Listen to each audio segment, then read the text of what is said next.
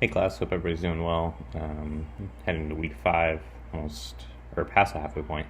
It's been really cool to learn about the different readings and um, going back to Hamlet, and this is famous question of Hamlet's to be or not to be from his soliloquy, and contrasting that with Lady Philosophy. It's just um, really cool to see the differences there, but to see how both of them kind of talk about the same topic in such a different way.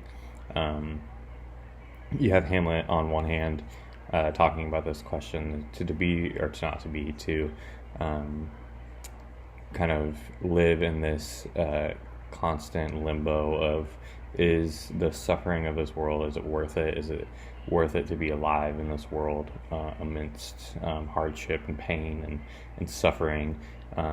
Where you have Lady Philosophy talking about this idea of, the things of this world, there are meaning to those things, and whether they're good or bad, there is meaning beyond just the physical things that we are seeing in the world. And the way that we view those things. And I think, this question to be or not to be, we know Hamlet's approach to that, and excuse me, why he asked that question in the first place is this contemplation of, is life worth it? Is life worth it? Is it worth it to be here, or is it worth it not to be here? And he's stuck in this, like I said, limbo in that question. Whereas I think Lady Philosophy would kind of take a different approach to that question. To if someone was asking that question, if Hamlet was standing in front of Lady Philosophy and they're having a conversation about this topic, you hear this idea of, the things of this life, good or bad, have meaning and they have purpose, and there's something happening kind of behind the scenes, so to say, and that our goal, our mission, is not to dwell in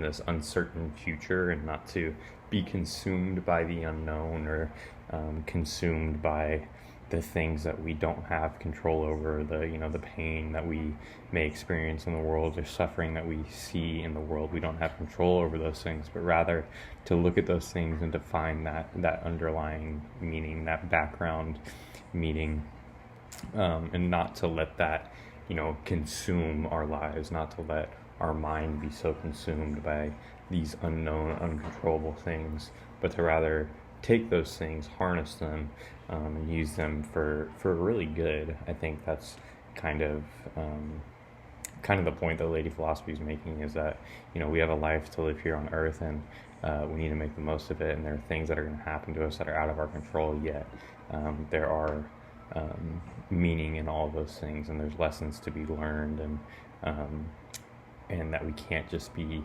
stuck in this like weird state of limbo, and let that control our lives, but rather us control our lives with no matter what's thrown at us. So very interesting, very cool kind of contrast there, and just to see the different approaches from the two characters, and use that and really take that and read these things and learn about these things, and then try to see what bits and pieces apply to our life. So really cool stuff, and excited to hear what everyone else has to say.